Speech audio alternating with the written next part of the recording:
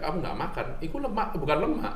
Ototmu sing dikikis, bener nggak dok? Ya pakai nasi ya, kemudian pakai mie, pakai kentang gitu. Dan ini ya, dokter lagi ngomongin saya.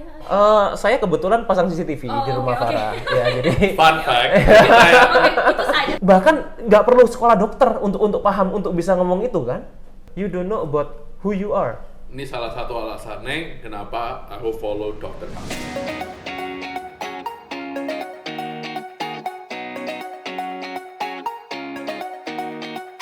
Oke teman-teman, hai semuanya, balik lagi kita di series kesayangan kita semua yaitu Dokter Talk. Dan setelah banyak episode nih kita bahas tentang masalah penyakit, gaya hidup, kebiasaan-kebiasaan sehari-hari. Nah sekarang kita bakal balik lagi buat bahas masalah yang gak kalah penting.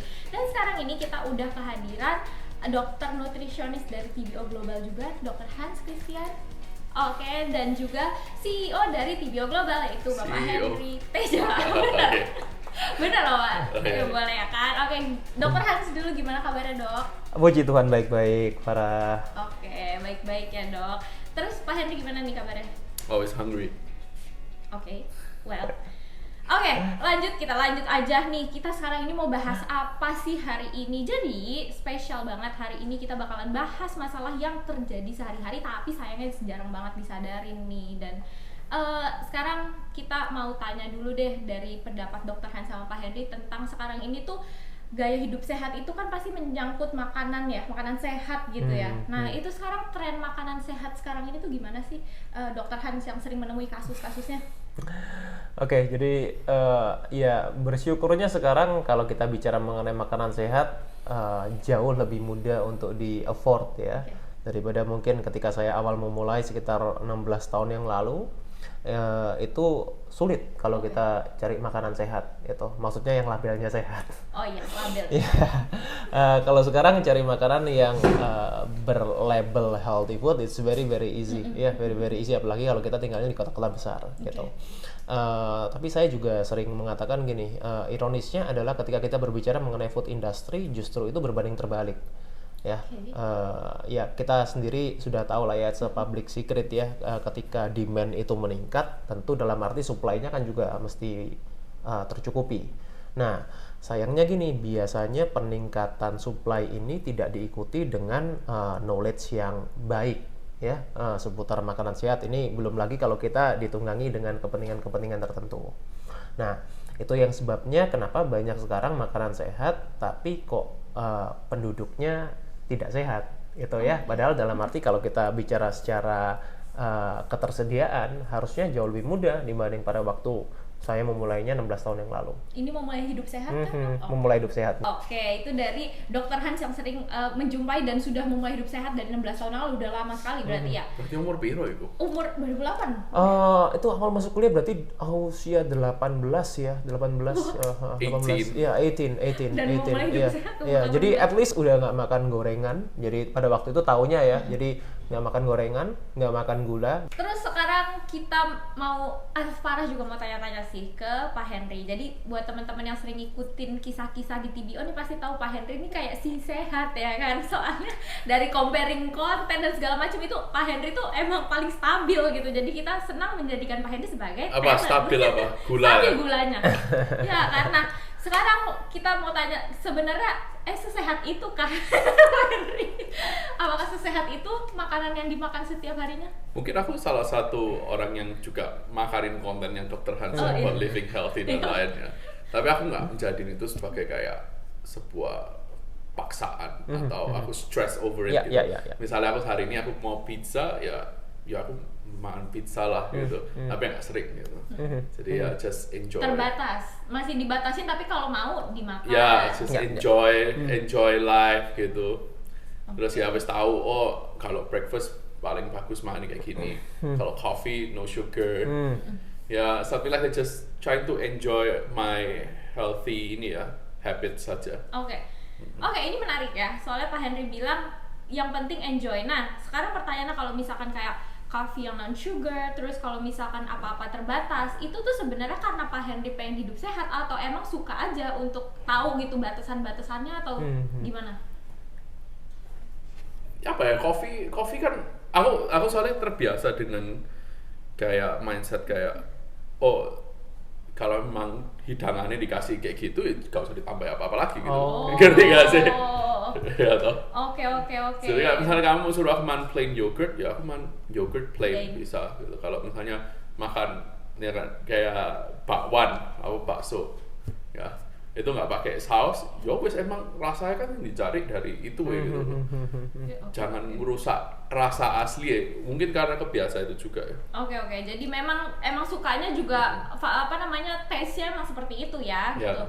Berbeda sama saya sukanya matcha latte. Oke. Terus habis itu kita lanjut lagi nih. Kita coba ngomongin masalah makanan tadi, Dok. Misalkan sekarang gini, kan banyak nih, Dok, kita dengar kayak misalkan ibu-ibu tuh pada bilang jangan jajan, makan di rumah soalnya lebih sehat gitu. Apakah pasti yang namanya dimakan di rumah itu udah pasti sehat? Masakan semuanya, mau masakannya mungkin mamanya, ibunya atau mbaknya, mungkin asistennya yang masak itu udah pasti sehat apa gimana sih, Dok? Ya, pertama saya selalu bilang gini ya, makanan rumah itu atau makanan yang dimakan di rumah itu dua hal yang berbeda ya. Makanan rumah dan makanan yang dimakan di rumah. Ya. Bisa take away ya? Iya, apalagi sekarang kan everything in your hand ya. Jadi kalau kita beli diantar ya pakai yang namanya ini online food dan lain-lain ya, semuanya kita makan di rumah, but it's not like home cooking actually ya. Itu yang pertama. Yang kedua, kalaupun itu memang home cooking, yang perlu kita perhatikan sekarang gini ya, banyak orang itu yang sebetulnya nggak masak, Farah, tapi nyampur makanan. Bener juga. They're just too creative, ya. Jadi nyampur makanan gimana? Beli sosis yang udah di supermarket, ya. Beli chicken nugget, ya. Tinggal mereka campur sama mungkin di dalam sosisnya dimasukin ke dalam supnya mereka, gitu. Nuggetnya ditaruh untuk dalam arti untuk sebagai lauknya, pakai nasi, ya. Kemudian pakai mie, pakai kentang, gitu. Dan ini dokter lagi ngomongin saya. Saya kebetulan pasang CCTV di rumah Farah, ya. Jadi fun fact, itu saya kayak dua makanan yang aku dodge gitu. Di rumah nggak pernah boleh ada itu. Oh ya? Ya soalnya itu kan proses. Ultra proses. Meskipun kita di rumah nggak seberapa ngerti kalau itu ultra processed food, tapi itu scary gitu loh. Itu scary banget gitu. Even ini ya, Henry, yang paling sering orang itu berpikir bahwa ini it's a protein, ya, adalah bakso. Ya, dan mereka berpikir it's a good food because it's protein, ya. Bakso, bakwan, apa dan lain-lain lah ya, just name it lah. Bakwan beda loh. Beda. Fish ball, I mean like the meat ball yang selama ini banyak orang makan. Nah itu kan kita kan punya gradingnya, dalam arti spektrumnya luas banget nih. Ya, mulai dari yang paling murah, sorry to say, ya, yang isinya mungkin cuma tepung.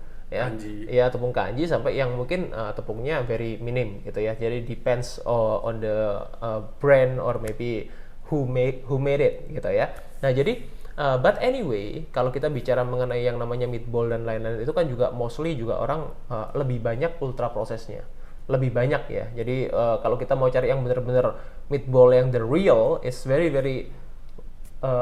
rare gitu, jarang banget gitu. Dijual komersil ya? Jarang banget dijual secara komersial. Makanya kan kebanyakan kalau kita harganya mahal banget. Pasti gitu. Dan saya selama ini kalau meatball apa kan selalu buat sendiri. Makanya orang sering kali tanya, apa sih Dok bedanya kalau kita makan yang paling sering ya, orang makan burger.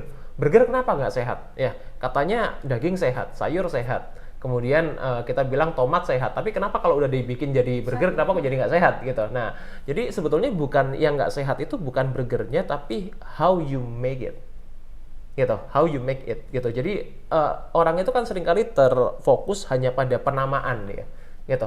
Kita bilang chicken nugget kalau buat sendiri bisa nggak sehat? Bisa, kalau kita memang benar-benar dalam arti kita homemade. Ya, tapi kalau kita beli di luar, kita beli di supermarket, kita beli di marketplace yang selama ini sudah pre-packaged food, udah frozen food. Nah, ini kan will be very different meskipun namanya sama, gitu. Nah, sama seperti tadi yang Farah bilang, masakan rumah, apakah pasti sehat? Ya belum tentu, gitu. Tergantung bahan-bahannya itu apa yang kita masukkan ke dalamnya. Makanya saya selalu bilang, syarat kalau kita requirement ya, kalau kita mau berbicara mengenai bagaimana kita mendapatkan suatu hasil yang baik dari apa yang kita konsumsi, ada 3. Yang pertama itu adalah bahan bakunya, ingredients-nya apa, gitu. It's very important ya. Jadi kalau bahan bakunya ada jelek, kita kalau mau bilang contoh nih, yang paling sering sekarang orang tahu kan daging meltik ya. Oke. Apa itu? Meltik beef. Daging stick, yang tapi kayak steak tapi bukan kayak apa ya? I thought you know, ya. Karena gini, melted beef itu kan sekarang very popular, ya. Dia digadang sebagai pesaingnya Wagyu. Aku fish eater sih. Ya, iya. me as well, Ya, me as well, Saya ya, tahu me ya. as well, ya. Cuma Berarti. melted itu sekarang sangat populer karena gini, Henry. Pertama, harganya murah, Oke. ya. Rasanya enak. Dan dia 11-12 sama Wagyu katanya, karena saya juga nggak makan. Ya, so I couldn't say much about melting, but from what I heard, ya katanya seperti itu. Nah, harganya murah, rasanya enak, ya siapa yang nggak mau, kan gitu. Nah, sekarang kan orang yang carinya kalau makan di luar kan gitu, enak, murah, kenyang, gitu ya. Simple, gitu. Nah, melting itu dia dagingnya marblingnya itu suntikan. Oh, jadi yang putih-putih yang itu Ya, suntikan. jadi itu Kamu harus ngajak aku itu makan fatnya injectable. Iya, Jadi iya. fatnya itu diinjek. Jadi bukan seperti fat yang dia terjadi secara natural. Gitu. Nah, otomatis apa? Kalau kita udah makan dagingnya seperti itu, kita mau olah sebagaimanapun ya tetap aja jadinya nggak baik kan? Iya. Karena apa? Karena dari sumbernya kurang baik. Oke. Nah, ini kita bilang home cooking ya konteksnya ya. Kita bilang home cooking ya, beli daging yang seperti itu. Yang kedua, setelah sumber adalah apa? Adalah kita how you process it. Proses pengolahannya seperti apa. Nah, anggaplah dagingnya udah grass fed nih. Grass fed beef ya, yang sering saya suggest consume grass fed beef gitu. Karena selama ini kalau yang selalu memberikan image buruk ke red meat adalah apa? Karena red meat-nya bukan yang grass fed, yang grain fed gitu. Ya. Nah, kalau grain fed tentu sangat berbeda sama grass fed. Nah, masalahnya kalau kita lihat di study, adakah yang menggunakan grass fed sebagai study? Masih belum. Iya, gitu. Kebanyakan mereka just say it red meat. Di mana? Di Indo atau di luar? Di luar juga. Di luar juga. Ya, jadi kebanyakan yang selama ini orang itu mengatakan bahwa oh red meat ini nggak baik karena red meat yang digunakan bukan grass fed. Itu yang pertama. Yang kedua, mereka classified red meat and ultra processed meat itu jadi satu. Oke, that's great. Jadi tidak dibedakan. Ya, padahal dalam arti kan dua hal yang tadi saya bilang sangat berbeda ya. Gitu. Not because it comes from meat, ya, then you say it like it's just same as another meat. Gitu, ya. Nah, jadi itu dua hal yang kita perlu bedakan. Jadi antara grass fed beef dan grain fed beef. Gitu, ya. Kemudian proses ya tadi saya bilang, yang ketiga adalah apa? Adalah amount-nya, jumlahnya. Ya. Meskipun kita makannya sumber yang oke, proses pengolahannya oke, if you eat it too much, ya, it will become not good as well. Ya kan, jadinya juga nggak baik juga kalau kita makannya terlalu banyak. Itu makanya kan sekarang kan banyak orang yang bilang ya kalau baik pun kalau kita makannya terlalu banyak jadinya nggak baik. Cuma terlalu banyak ini kan juga saya, Farah, Pak Henry, tentu kan kita punya kebutuhan yang berbeda. Gitu. Berarti kamu kalau misalnya nanya kenapa kok gula darahku stabil terus, kamu harus terima kasih ke Bu Vita. Soalnya aku dari kecil semua harus bisa dimakan, semua harus bisa dimakan. No chance buat milih gitu. Kayak misalnya ada anak kan sukanya makan mie. Ya. Aku semua. Aku Betul, semua. betul. Kamu harus bisa makan semua. Modern parents itu mereka itu nggak percaya sama kalau bahasa jadul itu japo. Oh. Ya. Ya, I know. Penting banget buat japo itu kayak Explain it. Seperti apa itu? makanan It's Chinese tradition. sebenarnya Jawa ya ada kayak ibaratnya jamu tapi versi makanan Iya, sih iya, iya. dimakan gitu loh. Oke. Kalau misalnya de biotek itu ya ibaratnya kamu tuh udah mecahin semua sih nggak perlu kayak ibaratnya kayak jatuhnya setengah fermented food. Gitu kayak misalnya kayak ada daging yang cuma diambil sari airnya terus di dagingnya dijadiin sesuatu jadi ambil kaldu. Oke. Mereka nggak percaya sama hal-hal gitu itu interesting topic sih soalnya what I found ya apalagi kalau misalnya ya Surabaya Barat dengan kayak head on semua loh anak-anaknya semua dikasih kayak semua harus serba organik semua harus kayak gini terus anaknya akhirnya malah gampang sakit soalnya kayak gini aku kan orang tuaku wis tua ya. Papaku itu obses untuk stay young. Oke. Dia umur 75 ya toh. Physically ya emang rada kendor ya. Tapi dia tuh tegaknya sama kayak kita terus masih iso gendong dua cucu ini. Nice. Masih wis all good kayak umur 50 late 50s lah. Tapi kebiasaan buruknya dia itu setiap kali dapat grup chat WA gitu, Okay. penyakit itu, Okay. nanas bisa menghancurkan lemak gitu kan, dihajar nanas setiap kali beda, sampai alergi nanas. Oke, kalau misalkan bisa para ambil nih dari yang Pak Henry jelasin, lalu dari Dr. Hans, pengetahuan Dr. Hans dan Pak Henry, sekarang Farah mau tanya, so healthy food is not healthy atau harus bagaimana kita menentukan?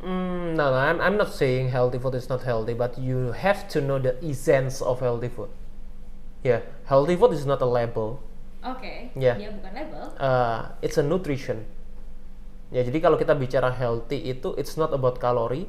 Ya, karena sekarang banyak sekali orang berpikir bahwa healthy itu adalah low kalori. Healthy adalah low fat. Like Yeah. kalori kosong. Oh, gitu ya? Yeah, Iya. that's everyone says. Yeah, if you want to eat healthy, yeah, why should choose low fat? Because it's low calorie. That's the answer, right? Ya, jadi banyak orang berpikir bahwa ya I have to get as low as I could, gitu. Serendah mungkin nih saya bisa. Semakin rendah semakin baik. Apalagi kalau di industri kita bicara industri olahraga ya, gitu, yang fitness industry dan lain-lain. Itu makin ini lagi, makin terperosok lagi, ya, makin terperosok lagi karena ya saya juga praktisi olahraga juga, jadi saya juga tahu circle-nya bagaimana. Everything mereka punya yang namanya, saya selalu bilang protein minded. Semakin banyak kita bisa mendapatkan keberagaman tadi itu yang disampaikan Pak Hendry, ya variety gitu, kita makan keberagaman, sebetulnya itu yang tubuh kita butuhkan, gitu. Nah, jadi kita bisa mendapatkan makro, mikro, ya, yang phyto tadi, yang essential, ya terutama. Kemudian bagaimana kita menjaga metabolisme tubuh kita supaya dia bisa bekerja dengan baik, bukan bekerja dengan cepat ya. Karena banyak orang berpikir gini, oh metabolisme itu kalau semakin cepat semakin baik, gitu. Orang kalau hipertiroid itu metabolismenya cepat banget loh. Orang hiper loh. Iya, orang hyperthyroid itu dia metabolisme cepat banget. But is it good? Enggak kan? Gitu loh. Sekarang kita bakalan bahas tentang hal yang sekarang ini akhir-akhir ini lagi rame, Dok. Dan ini masalahnya ramenya nggak cuma sekali, tapi kayaknya akan sepanjang lamanya pokoknya ya, kayaknya it's sugar. Gitu. Karena banyak banget di rumah sakit Jakarta itu beritanya adalah anak kecil udah cuci darah betul, karena ginjal dan setelah di observe itu karena sugar, gitu. Nah, sebenarnya apa yang harus dilakukan sih buat maksudnya ibu-ibu atau orang tua yang buat ngebimbing itu? Oke.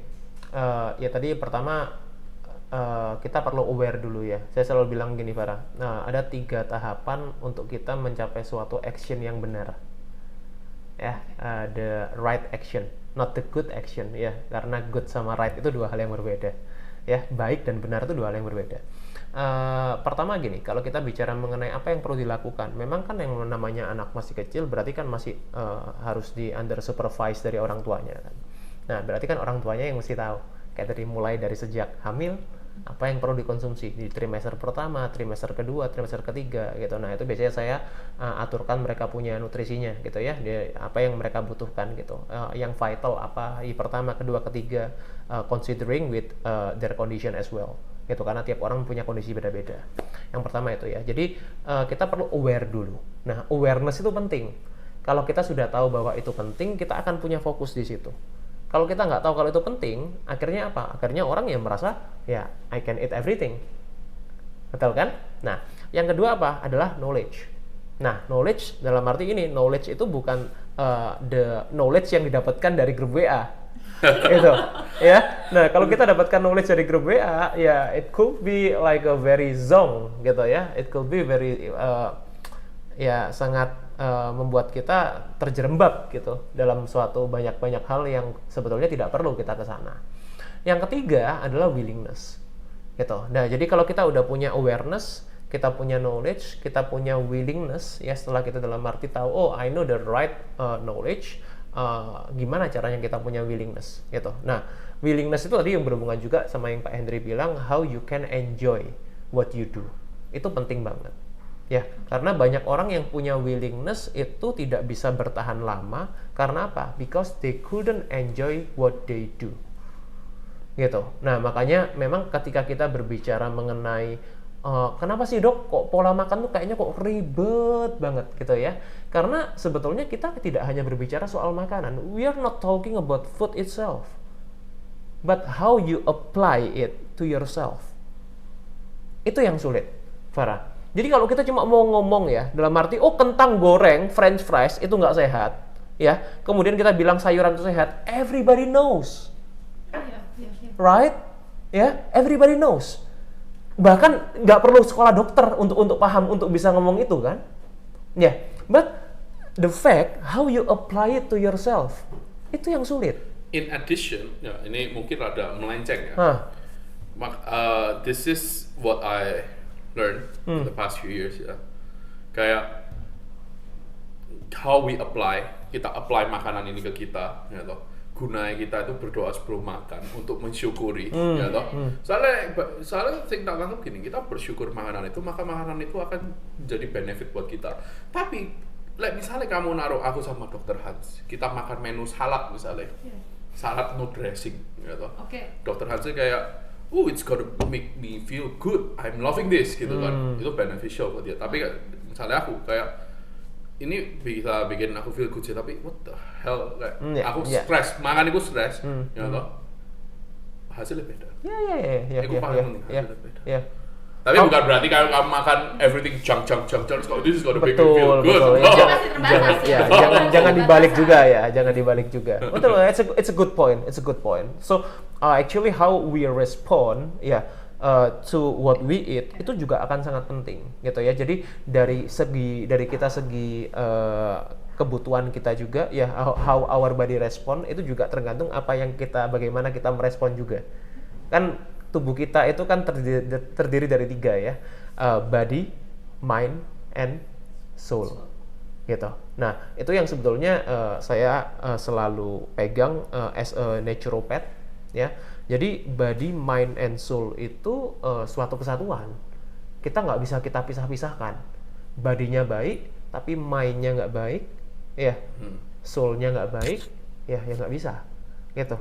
Body, mind-nya oke, soul-nya nggak baik juga nggak bisa. Kamu nggak tenang akan, gitu. You don't know about who you are.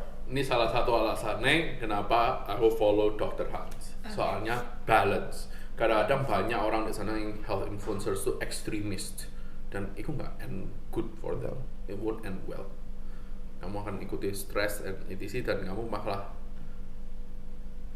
stressful. It's very stressful. Yeah. Aku mau ngasih tips ya bagi ini yang aku sadari ya bagi teman-teman atau ibu-ibu yang luar di sana. Dulu kan zaman kartunnya apa sih, Popeye, ya kan? Aku itu terinspirasi makan spinach dari Popeye. Dia punya big biceps and stuff, makan spinach aku. Jadi aku makan itu enjoy, soalnya aku mau jadi kayak Popeye, bukan kayak ini yang gini. Terus aku makan spinach, terus aku mulai makan broccoli and stuff, ya toh. Akhirnya kelatih sendiri. Akhirnya senang sendiri gitu, dan beneficial buat aku gitu. Jadi kamu ngomong aku fat, ini hasil makan sayur sih. Ya loh, kadang orang kan ngomong loh, what I hate what I hate dari dunia ini itu mesti orang ngomong kamu kurang sayur, kamu gendutan. Sapi aja makan rumput gendut. Betul. Gemuk sampai gembrot beda ya. Iya. Dan itu tidak membuktikan ya Pak Henry, kan berarti maksudnya dengan ya itu maksudnya, tapi hasil lab apa segala macam bagus ya Pak. Puji Tuhan. Yang paling penting itu. Betul. Itu memungkinkan juga ya dok? Memungkinkan, iya, karena saya selalu bilang gini, bentuk badan dan kesehatan itu tidak selalu berbanding lurus. Saya punya banyak pasien, Farah, itu atlet, but they got pre-diabetes. Aku nge-witness teman-temanku dulu SMA, ya kalau zamannya K-pop baru naik, mereka mau kurus, sexy body, ya kan? Biasa kalau lagi makan media kayak gitu. Mereka itu sampai nggak makan. Iya.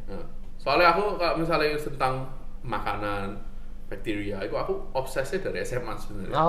Jadi aku belajar loh, terus aku ngomong ke temanku yang perempuan, loh kamu gak makan, ya toh. Yang pertama kali dimakan tubuhmu itu bukan lemak loh, ya toh. Mungkin belum ada ini ya, di sini baru buat teman-teman ya. Sini makan tubuhmu itu kamu gak makan, itu lemak, bukan lemak. Ototmu sih yang dikikis, bener gak dok? Depends on the condition sih, Hendrik. Depends on the condition ya. Dalam arti gini, kondisi yang saya maksud adalah hormonalnya terutama gitu. Kalau kita punya insulin itu tinggi, ya yang akan dimakan betul akan proteinnya dulu, gitu. Karena insulin itu kan dia kan kayak polisi lah, dia di dalam tubuhnya kita. Makanya saya selalu bilang gini, don't focus on calorie first, ya, fokus on your hormonal balance, gitu. Kalau tadi kejadiannya adalah dalam arti mungkin mereka fokusnya adalah eat as low as they can, gitu. Makan apel. Betul. Ya. Nah, tadi jadi makanan-makanan seperti itu, makanan-makanan yang mungkin mereka kurang pahami ya bahwa makanan-makanan itu sebetulnya mereka akan spike mereka punya insulin, gitu. Nah, cuma mereka concernnya apa? Saya makan sedikit. Ya, jadi orang itu kan selalu terfokusnya pada porsi. Ya, itu yang pertama ya. Yang kedua adalah tadi itu makan apel. Ya, bukan saya bilang apel nggak sehat ya, but you know how your body respond to apple. Gitu. Itu akan spike insulin kan. Nah, kalau insulinnya itu akan dia tinggi secara terus-menerus, akhirnya yang akan diambil tadi bukan fatnya, tapi proteinnya, ototnya. Gitu. Makanya terjadi yang namanya katabolik gitu. Oke, kita kan bilang kalau misalkan semua harus di-enjoy ya, Dok ya. Berarti dan masalahnya ke-enjoyin itu kayak misalkan kita tambah bumbu-bumbu yang kita bilang saus lah ya. Ini di rumah ini cerita. Ini di rumah nih ya, kayak saus atau kecap gitu. Itu kan masalahnya adalah something yang jangan-jangan kayak ya masalahnya kalau dikurangin jadi nggak enjoy. Terus gimana tipsnya? Aku pengen tetap makan saus, mau pakai mayones, mau pakai saus keju, mau apa gitu. Nah itu gimana tipsnya, Dok, biar tetap enjoy seperti yang kita bahas gitu loh. Enjoy seperti bahan. Iya. Interesting gini. Saya tidak terlalu suka bicara mengenai teori ketika teori itu tidak bisa dipraktekkan. Ya, makanya gini, paling penting gini ya, kalau kita mau debat mengenai teori boleh kita di forum ilmiah gitu ya. Tapi ketika ini how we apply, kalau tidak bisa di-apply, mau kita bicara teorinya sehebat apapun juga akan percuma. Nah, memang menikmati itu penting, ya. Tapi bagaimana cara menikmati itu lebih penting lagi, gitu. I believe in habit ya. Manusia itu adalah makhluk kebiasaan, gitu. Tentu ketika kita memulai suatu kebiasaan tertentu nggak gampang. Contoh, kita bangun pagi, ya nggak gampang kan untuk orang yang nggak bisa bangun pagi, gitu. Kita misalnya punya kebiasaan apalagi olahraga, nggak gampang untuk orang yang nggak bisa olahraga, gitu. Sama dengan kebiasaan makan, Farah. Orang kalau biasa makan di luar dengan lidahnya itu pelletnya dibiasakan dengan everything yang very umami, ya kan, dengan segala sesuatu yang harus sausnya, bumbunya itu berlimpah, tentunya mereka akan kaget ketika mereka itu makan dengan yang mungkin tadi seperti Pak Henry bilang, makan as original it is, gitu. Ya, kita makan mungkin kita makan daging, ya udah kita makan daging, bukan makan sausnya daging, gitu ya. Kita makan sate, bukan kita makan bumbunya sate, ya. Kita makan gado-gado, bukan kita makan bumbunya gado-gado yang kita sukain. Sebetulnya isinya nggak terlalu kita suka, nggak terlalu kita demen. Isinya yang kita suka apa adalah bumbunya. Oke, nah sekarang kita bakalan dengar penjelasan dari Pak Henry, karena Farah juga pengen tahu nih, kan Pak Henry nih yang bawa visi misi mau bawa Better Days ini keluar biar lebih baik dikenal, biar orang lebih banyak yang sehat. Nah sebenarnya ini perbedaannya kalau misalkan Better Days ini dengan superfood lain itu apa? Yang pertama dari struktur molekul, ya kan. Kalau misalnya tadi Dr. Hans ngomong soal cara kerjanya, soal apa, kalau misalnya kita di Tion ini bertanggung jawab soal penyerapannya, ya kan. Kalau misalnya kita ngomong kita makan protein, orang selalu lupa siapa yang ngolah protein kita, siapa yang nge-breakdown protein kita, terus protein ini dipecah jadi apa, terus dipakai kayak gimana, ya kan. Kalau misalnya beda untuk menjawab itu, Better Days itu bedanya dengan superfood lain itu ya yang selalu kita bawa itu adalah peptides, makanya dia bisa pekerjaannya itu lebih cepat. Peptides itu kalau misalnya teman-teman di sini belum tahu, itu pecahannya dari protein yang siap saji langsung diserap sama sel tubuhnya kita.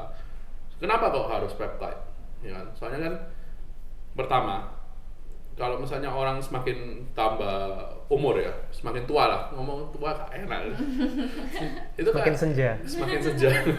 Romantis sekali. Oke. Ya, semakin tua ya lah. Semakin tua itu kan kinerja lambungnya, enzimnya kan mulai habis ya. Di lambungnya itu. Jadi untuk nge-breakdown makanan, untuk memproses makanan jadi nutrients itu lebih lama. Jadi perlu sebuah solution sing mana nggak malah ngabisin enzimnya kita gitu loh. Makanya kalau kita dokter Hans masih ngomong ojo pernah makan nasi ambil mie langsung itu, soalnya eman enzimnya gue ya kayak breakdown itu. Nah, terus kedua ya kita itu misalnya orang diabetes, di Better Days ini kan ada pare ya kan. Orang kalau misalnya mau makan pare 3 biji keracunan loh. Atau makan buah apel 4 biji kan pasti harus kena diabetes, dan bukan pasti kena diabetes, maksudnya kena liver, kena apa, lebih resiko lebih tinggi. Nah dengan pemecahan kayak gitu kita kan ngelepas hal-hal yang kita nggak inginkan. Contohnya kayak misalnya kita nggak perlu fiber, kita nggak perlu sugar dari sana. Jadi kita itu ngambil inti proteinnya, terus protein itu dipecah lagi jadi sing lebih kecil biar lebih cepat diserap gitu. Nah makanya kalau misalnya kita ngomong, Farah kan di sini ngomong, Farah nanya aku pernah, Better Days ini ibaratnya apa sih? Lo ibaratnya kan makan 10 buah pare salah satu langsung dalam satu saset itu sama 121 kacang walnut dan 25 gram kacang soy tanpa kamu kena resiko keracunan atau develop. Soy itu kan nggak boleh soalnya kan high in estrogen ya. Hormonal imbalance itu. GMO-an.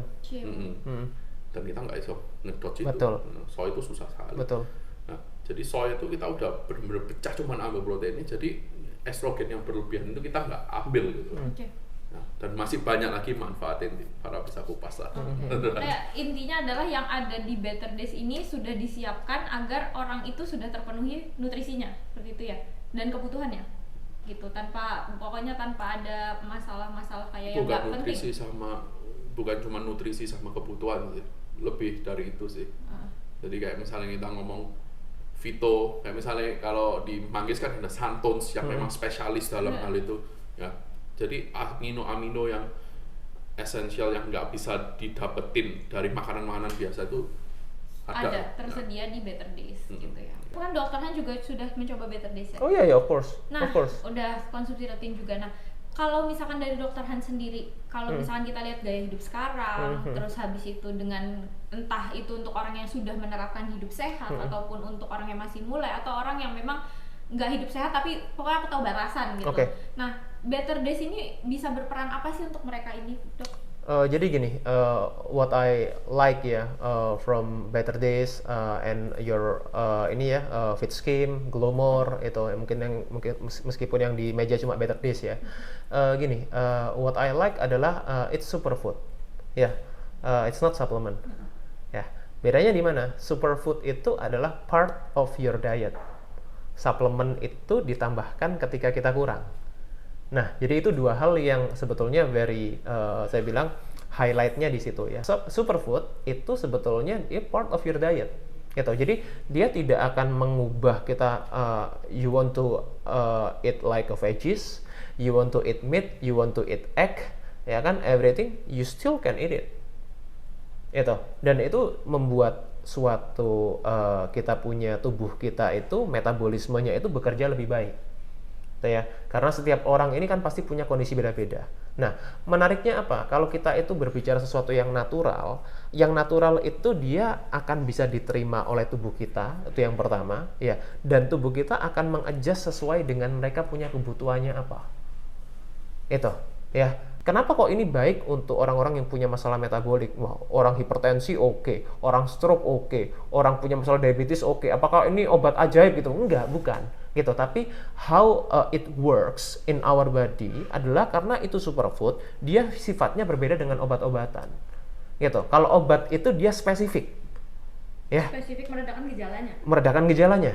Ya, menurunkan gejalanya. Orang punya masalah tekanan darah tinggi, kolesterolnya tinggi, konsumsi atorvastatin dan lain-lain ya, gitu ya. Kalau kita bicara mengenai obat kan jenisnya banyak, gitu. Nah, itu spesifik. Tapi ketika kita berbicara superfood, dia akan bisa menyesuaikan dengan apa yang terjadi di dalam tubuh kita. Gitu. Nah, itu makanya kenapa saya selalu suggest eat as natural as you can, ya. Tapi juga perhatikan 3 hal yang tadi: sumber, proses, jumlah, gitu. Itu posisinya perbedaan ketika kita konsumsi obat ataupun ketika kita konsumsi seperti Better Days ini, karena untuk kita kadang mungkin nggak tahu apa yang sebenarnya sakit atau apa, makanya ini dibutuhkan seperti yang tadi Dr. Hans bilang, karena dia bisa adjust apa namanya body kita tuh butuhnya apa sih gitu sebenarnya gitu. Dan tidak menyebabkan ketergantungan. Dan paling penting kalau misalnya dari aku ya, itu nggak menyebabkan pembatuan kristalisasi. Iya. Soalnya kan tubuh kita kan recycle gini Betul. Nah, natural so di waste that misalnya kita ngomong I've studied ada sebuah jurnal tuh ngomong kayak misalnya supplements itu terlalu over, tubuh kita tuh kayak what to do with this thing gitu, ngerti gak sih? Dan akhirnya nimbun itu yang itu penyakit batu ginjal itu penyakit orang kaya loh semua, soalnya orang kaya itu kan semua suplemen dibeli. Iya. Ya. Itu yang bahaya. Oke, kita menarik banget sih, banyak banget yang kita bahas hari ini bersama Dr. Hans dan Pak Henry juga gitu. Kita banyak mulai dari masalah kayak kebiasaan kecil itu yang berpengaruh sampai Pak Henry sekarang usia berapa ya Pak? 30.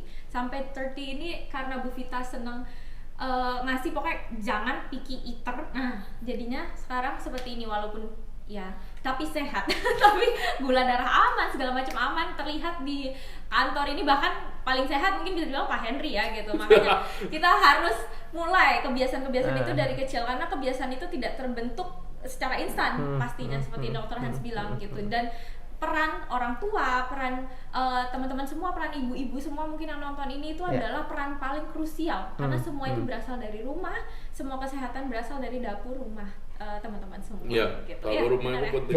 Dapur rumah itu penting sekali. Oke teman-teman, selesai sudah pembahasan penting kita hari ini di Dokter Talk ya. Dengan topik yang sangat menarik, dan tenang aja karena Dokter Talk ini bakalan banyak lagi sesi-sesi selanjutnya. Jadi buat teman-teman yang misalkan punya topik yang mau dibahas nih, yang seru-seru, yang pengen tahu, itu bisa banget tulis di kolom komentar mau bahas apa nih kita gitu ya. Dan terima kasih juga untuk Dr. Hans. Thank you. Terima kasih untuk Pak Henry juga. Terima Terima kasih banyak ya teman-teman. Oke, terima kasih teman-teman. Yo.